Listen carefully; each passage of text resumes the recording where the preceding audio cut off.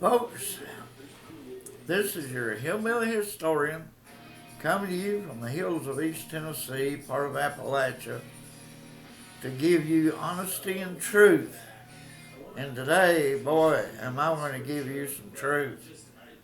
I am going to disclose the names of the people who murdered Ransom Boyatt at his home, Ransom Boyatt at his home back in April 1933,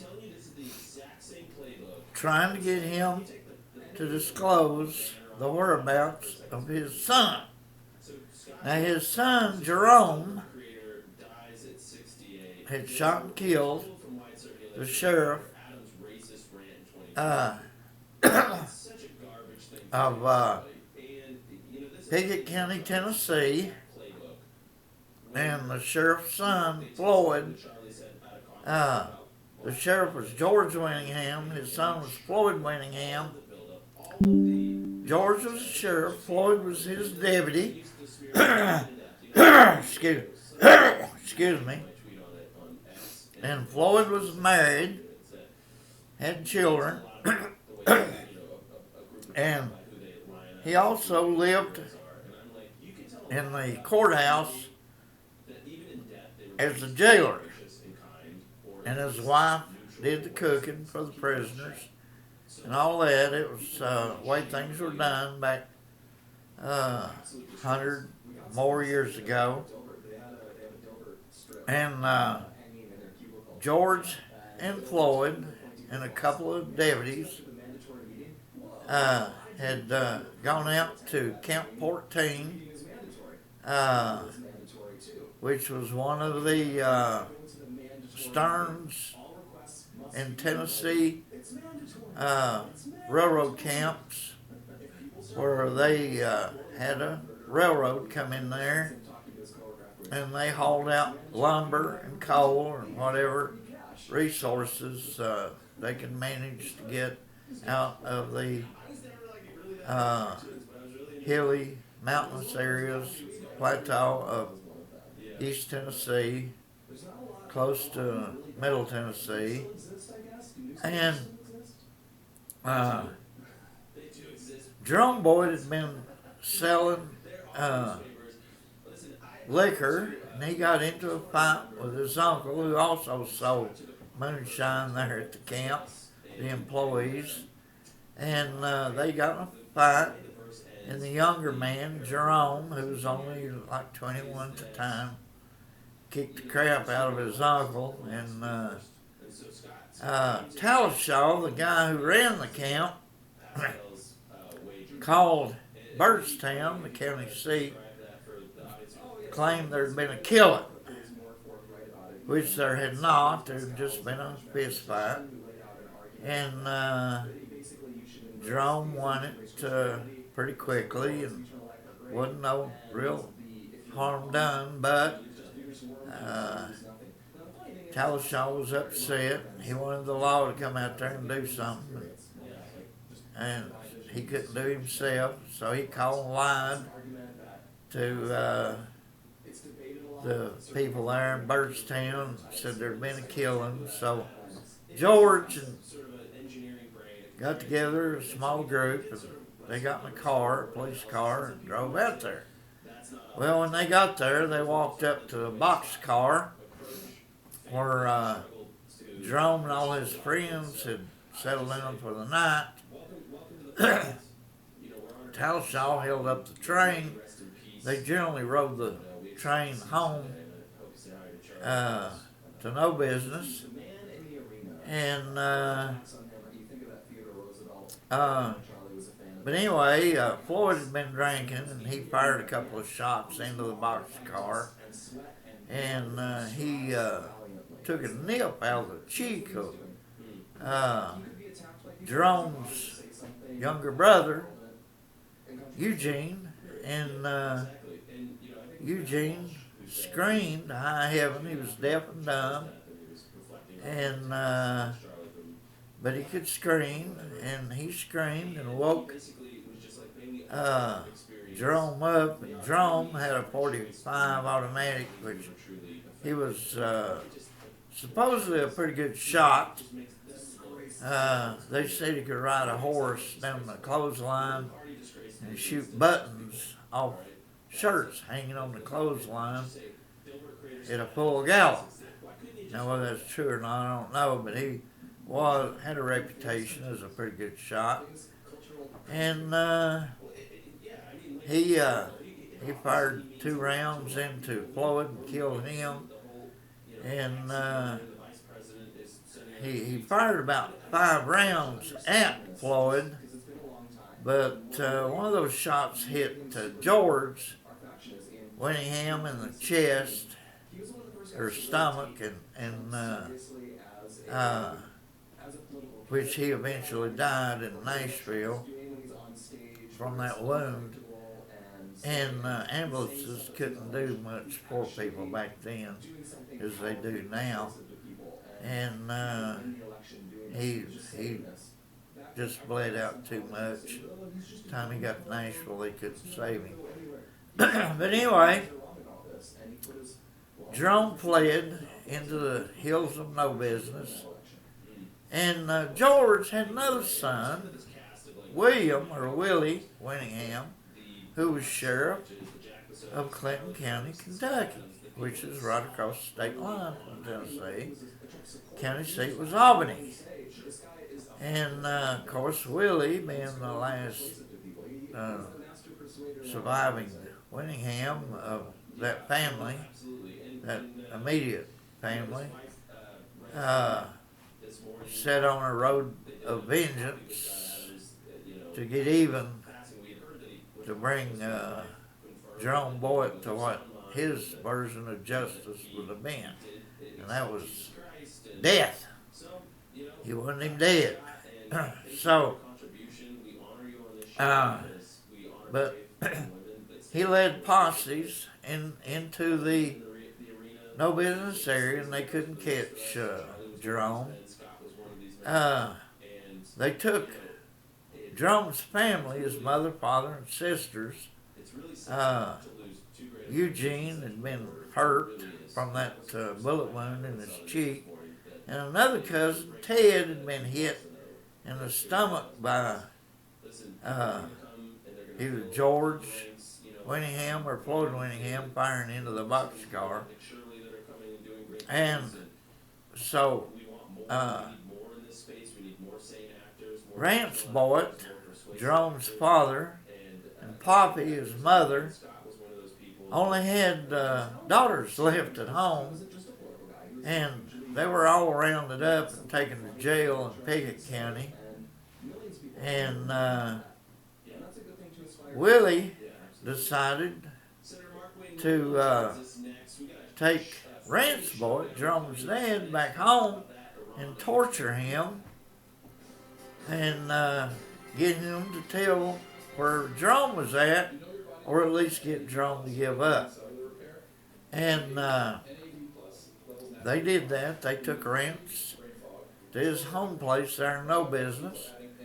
And while they were trying to torture him, scare him, they pretended they were going to hang him. Well, they accidentally fulfilled the hanging, broke his neck, killed him there in the barn. And then they took him into his house, put him to bed as if he died peacefully in bed, and locked all the doors on their way out from the outside. So that was strange in itself right there that they would do that. But anyway, there's 7 people who participated in the murder of Ransom Boyatt at his home that day. And I'm going to disclose the names of all those who were there to murder and kill Ransom Boyatt that day, trying to get him to talk. And so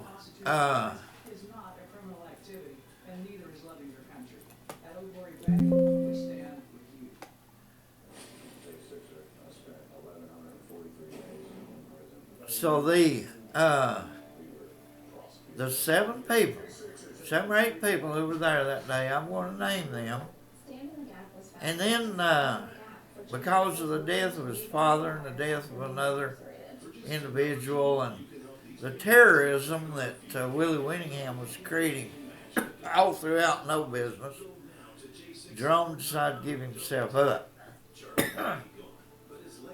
And he gave himself up to the Scott County Police, and he was in the old Scott County Jail, which is like a big fortress there. It's a museum place now, and is on the list of historical buildings and nation's history. But anyway, Willie Winningham, they held a informal hearing of all the witnesses to the shooting there at Camp 14. It was held in Fentress County at one of the schools, and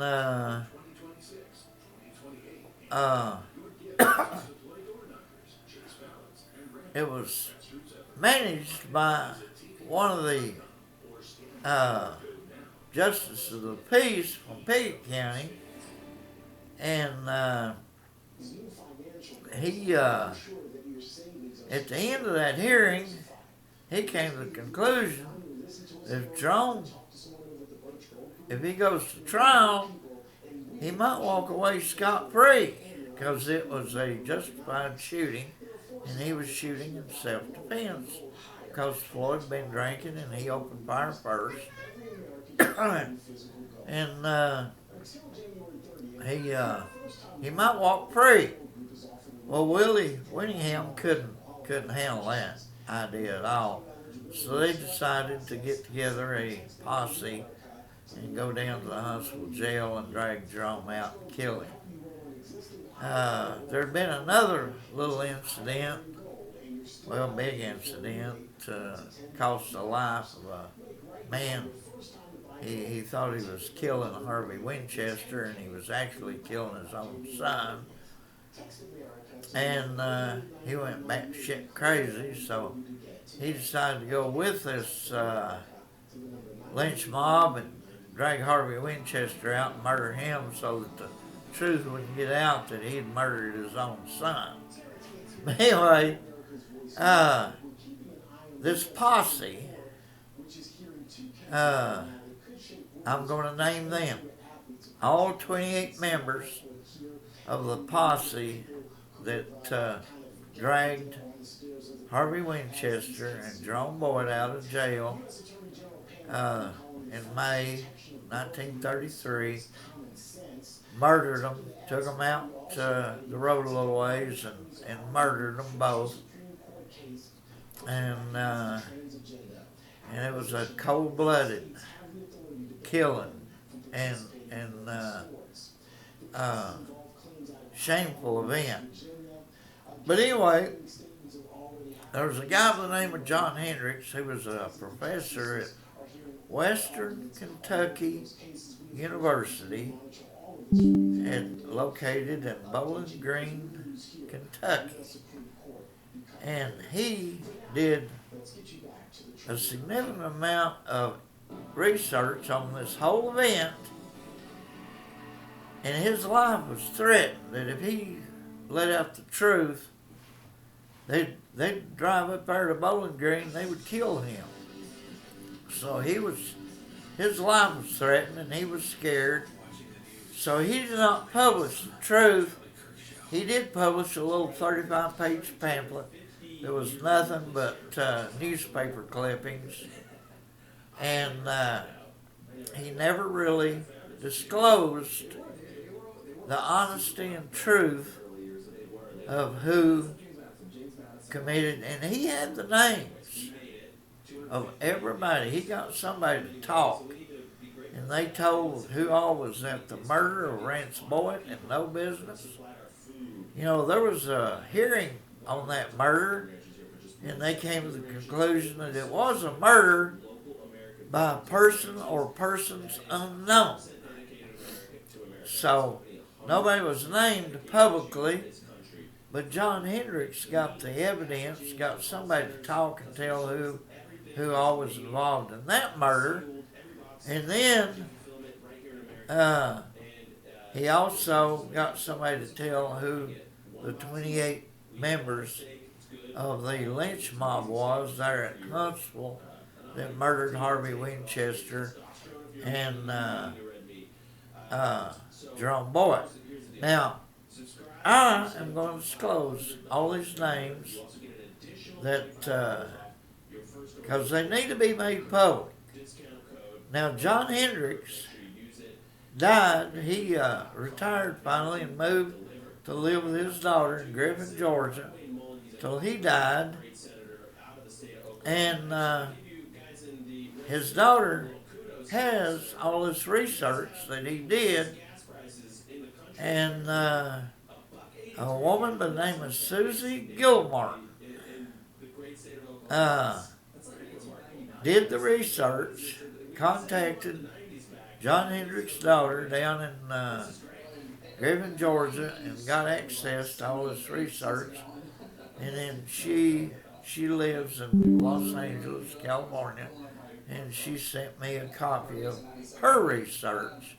She is trying to create a book and publish all this. And she's done one of the most phenomenal jobs of research and study that I've seen out of a historian. And she's not a trained historian. She's a real estate agent and sells real estate, but yet she's only a high school graduate, no college, but she is a phenomenally intelligent, brilliant woman who has done fantastic research on this issue, and she made her knowledge available to me.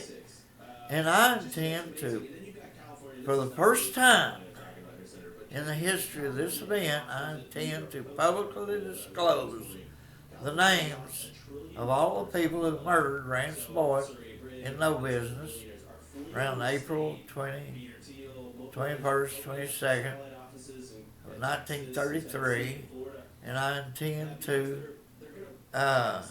disclose the names of 28 people who murdered Harvey Winchester and Jerome Boyatt there in Huntsville in 1933, May of 1933. So, hold on to your seats, fasten your seat belts, get them good and tight, because I intend to name these people. And I intend to give the honest, this will be the first public disclosure, and hey, if there's people out there upset, so be it. To me, these men are nothing but low-life criminal killers, and most of them were in law enforcement. Sheriffs, there were 2 sheriffs at the murder of Jerome and Harvey. There were several deputies, highway patrolmen, deputy sheriffs, city policemen from Albany, Kentucky, Clinton County, Kentucky, from Huntsville, Tennessee, Oneida, Tennessee, Scott County, Tennessee, and it's absolutely amazing that law enforcement officers could allow something like this to happen, actually be in favor of it happening, and to effectuate the murders. Now, let's start out with the murder of Ransom Boyatt in no business, when they were trying to get him to tell where his son was hidden, or trying to get him to help give up his son. The leader of that team of murderers was William Winningham, the son of George Winningham, and William Winningham was a sheriff of Clinton County, Kentucky, and he had been leading illegal searches in Tennessee because he did not have the jurisdiction to search for anybody in Tennessee. He was not a federal marshal. His jurisdiction stopped at the borderlines of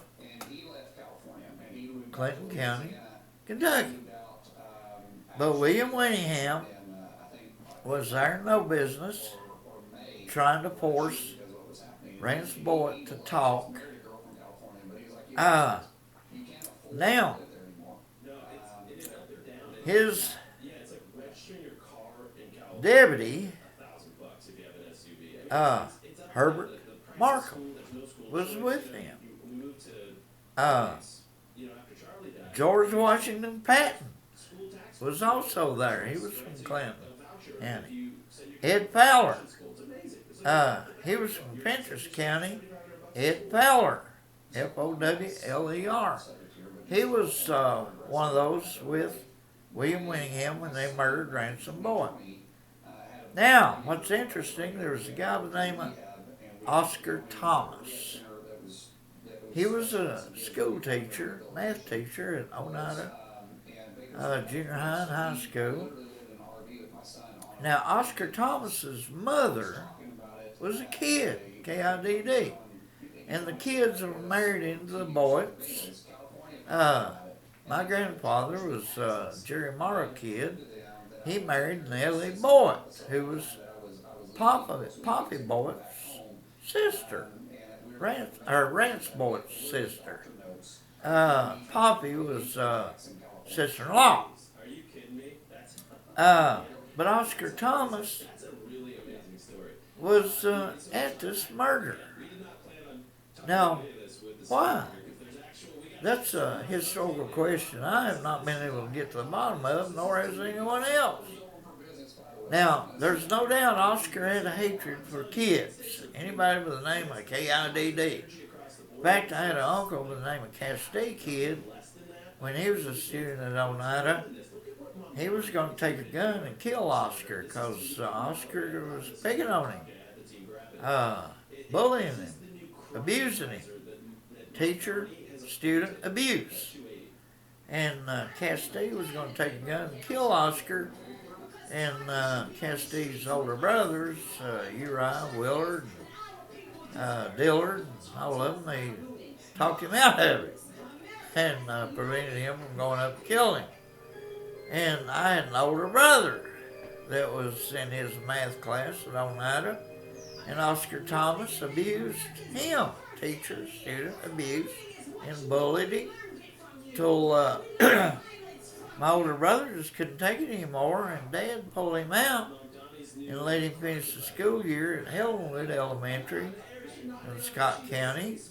And then the next year, my older brother had to go to Huntsville, and then I had to go to Huntsville because that's where my older brother was going. So I had to go where he went. And my older brother was starting high school, and I was going into the 4th grade. And but Oscar Thomas had a thing against anybody with the name of Kidd, Kidd, and he was at the murder of Ransom Boyatt down there in no business that day. Okay.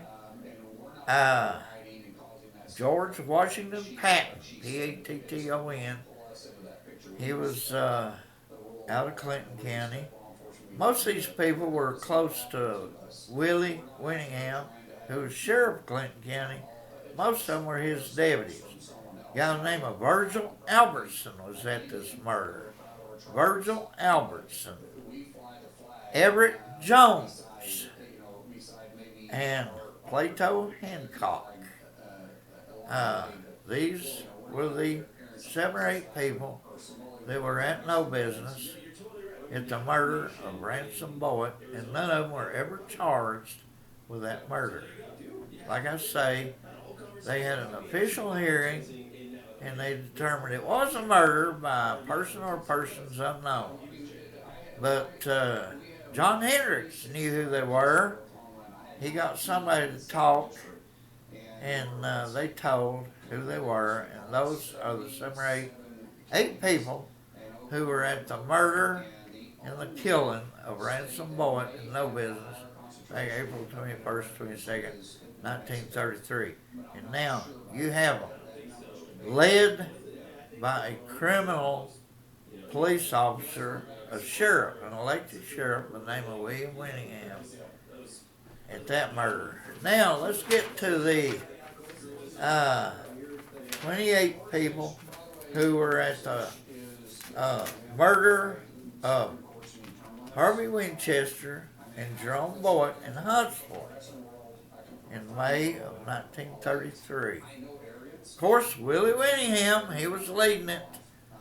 He was the criminal in charge, the murderer, who was elected sheriff of Clinton County, Kentucky, William Winningham.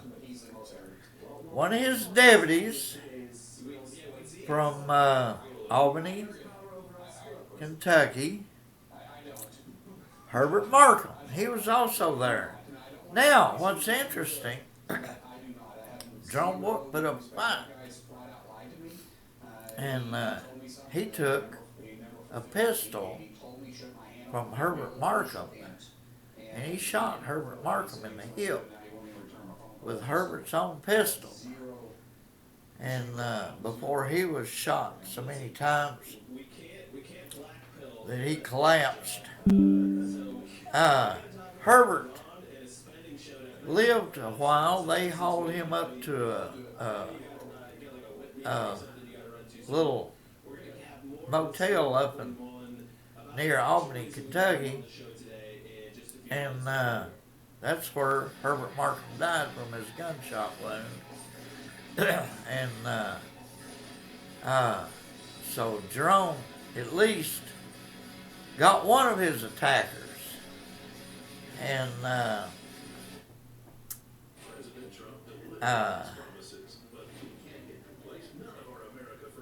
Herbert Markham. There was also another Clinton County constable by the name of Virgil Albertson.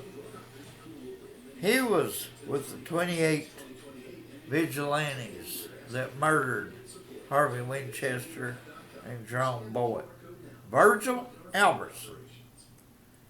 There was another man by the name of Mose Hurt Littrell. He was from Clinton County, Kentucky. He was a highway patrolman. Kentucky highway patrolman. Mose Hurt Littrell. Now you people can go ahead and sue me. I don't own anything, so you can't get anything out of me. And I'm not making any money off this podcast, so you can sue me all you want to, and I'll laugh at you all the way to the bank. So you ain't going to get a penny out of this old historian, this hillbilly historian, because I don't have anything. I've made sure that I don't own anything except my old ragged clothing and my personal items. And as you can tell, a razor is not one of them. You can sue me all you want to, and I will go to court and have fun with this. But anyway, because I have access to John Hendricks' research, and I'll go to court with it, and I'll prove that all these names are part of the history John Hendricks dug up. Now, Everett Jones was also, he was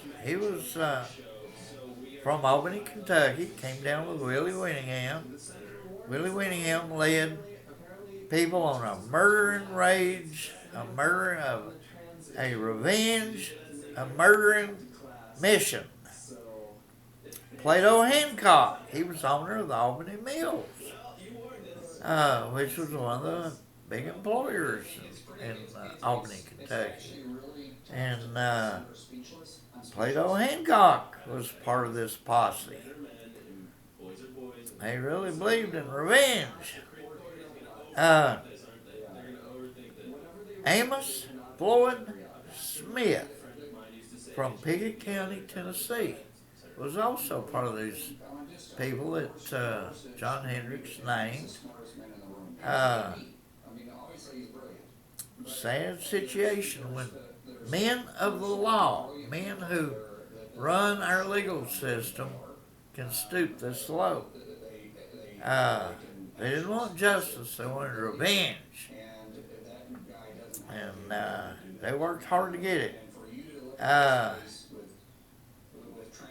Allard Grattan Parrott, he was there. Allard Grattan Parrott. Esau Langston. Now, Esau Langston was sheriff of Scott County. Now, he told the media and the press that he was on a business trip, a fishing trip, and he was not at the jail when they dragged them two boys out of the Scott County jail. And my understanding was that the Harvey Winchester kid grabbed one of the jail bars and they couldn't pull him loose. And one of them took an axe or a hatchet and chopped his fingers off to get him to turn loose that jail bar. I mean, these were a bunch of evil men who had nothing but blood in their vision. But Esau Langston was the elected sheriff. He was present at the murder of Jerome Boyatt and Harvey Winchester. He was there at the killings. And he was a sheriff, elected sheriff of Scott County. Now what's interesting is Jerome's mother, Poppy, next time Esau ran, when he ran for re-election, she wrote up handbills by hand and walked door to door all through Scott County campaigning against him and got him beat. And he took that election to court and lost the case and lost his public service. He was thrown out and never ever served again. But the sorry piece of lying crap, he's on a business trip or a fishing trip. He didn't know which. He wasn't even smart enough to know which. He just told this lie and that lie. But he was not at the jail when they dragged him out. But he was at the murder at the place where they murdered them two boys. And he was part of it. He was an accessory to murder. Now, he had a son, Jack Langston, that was sheriff when I taught school in Scott County back in the late 1960s, mid and late 1960s. Jack was a good man. Jack was a good sheriff. I never heard a negative word about Jack while he was sheriff. And he served, 2 or 3 terms as sheriff of Scott County. And I think Esau's grandson now is chief of police in the town of Oneida in Scott County. And I haven't heard anything criminal or negative about him. But how far does the apple fall from the tree? Esau was a piece of low-life, lying garbage, murderer. Shame.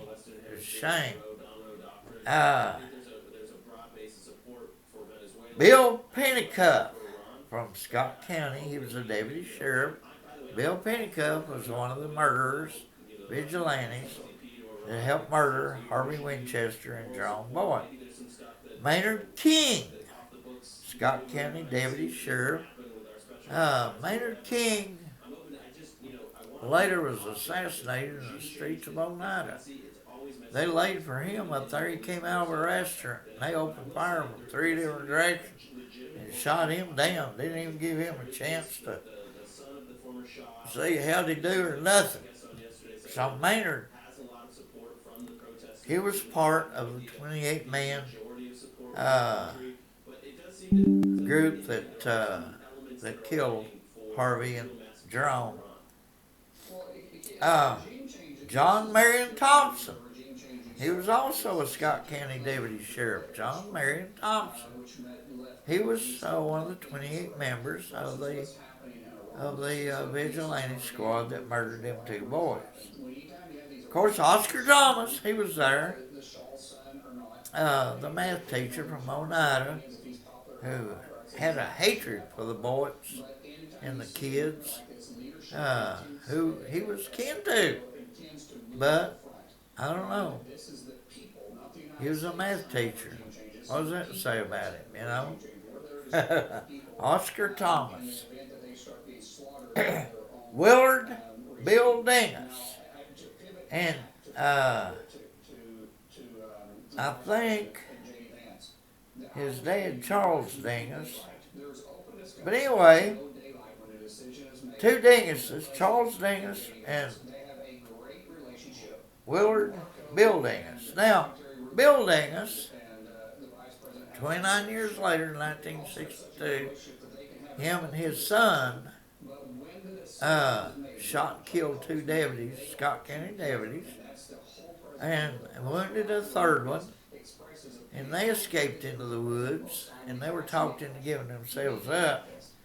But they would not give himself up unless they took him to the Knox County jail in Knox County, because Bill Dingus, remember, dragging these two boys out of the Scott County jail, and how easy it was, and to murder them, and he didn't want the same to happen to him. So he had them take him and his son over to Knox County when he killed a couple of deputies. Willard Bill Dingus. Now, isn't that interesting that history is full of all kinds of interesting events. Milton Terry. Milton Terry owned a restaurant on Highway 27 near where they murdered them two boys. And he was part of the 28-member vigilante squad that killed him. Milton Terry, a restaurant owner. I bet there's people that ate there. There was a guy by the name of Hendricks Cravens. Hendrick Cravens from Pinterest County. That was part of the 28-member squad. Another man from Pinterest County by the name of Ed Fowler. Now, Ed was also one of the murderers that murdered Ransom Boyatt, turned no business. So he was a cold-blooded killer, enjoyed killing people, I guess. George Washington Patton, he was also helped Willie Winningham murder Ransom Boyatt, and he was also a member of the 28 men who murdered Harvey and Jerome. George Blades from Clinton County, Kentucky. He was a detective. George Blades, a detective from Clinton County, Kentucky, who was also part of the 28 member. Reed Cox, Clinton County, Kentucky resident. Reed Cox, C-O-X. And Dave Sawyer from Albany, Kentucky. He was with Willie Winningham. Dave Sawyer, S-A-W-Y-E-R. There was Chester Wood. Chester Wood from Pickett County resident. He was a Pickett County resident. He knew George and Floyd probably. He was part of it. Floyd Smith was a member of the 28 vigilantes, and a guy named Everett Jones, who was a law officer, he was also there. a member of the 28 members. Now let me tell you something. When Jerome took that pistol away from Herbert Markham and shot him in the hip, several of these men, they were law officers, a lot of them, and they were armed. They shot poor old Jerome to pieces. But he wasn't dead. He was laying on the ground, on his face, on his stomach, lying there, dying, gasping for breath. Willie Winningham got down on one knee, right beside him, put a gun to the back of Jerome Boyatt's head and fired twice into the back of Jerome Boyatt's head to make sure he was the man who put the coup d'etat, the final blow to the life of this 21-year-old Jerome Boyatt, and just cold-blooded murderer. You know what's interesting? About 6 months later, Willie Winningham was trying to arrest a guy up there in Clinton County, Kentucky, and he shot this man twice. And this man fell backwards, and while he was laying there on the ground on his back, he got off one shot that hit Willie Winningham in the heart and killed that cold-blooded son of a gun, deader than a doornail right there. Now, what is interesting, a lot of these 28 people who participated in this murder and rampage, some of them met violent deaths within a few months or a year or two after the murder of Harvey Winchester and Jerome Boyatt. My Uncle Willard used to tell me that the FBI investigated to see if there was any connection. That if the Kidd family, the Boyatt family, was doing something to get even with all these people. But the FBI found no connection. There was no revenge killings. It all came out pretty much by accident or by God's design, whichever you choose, whichever way you want to look at it. But anyway, this is the first public disclosure of the 7 or 8 men who killed Jerome Boyatt and killed his father, Ransom Boyatt. 7 or 8 men who killed Ransom in no business. And the 28 men who dragged Harvey Winchester and Jerome Boyatt out of jail May 1933 and murdered them out there on near Highway 27 and killed them both. This is the first public disclosure of John Hendricks' research and findings on this event. Now, Susi Gilmartin hopefully will be publishing a book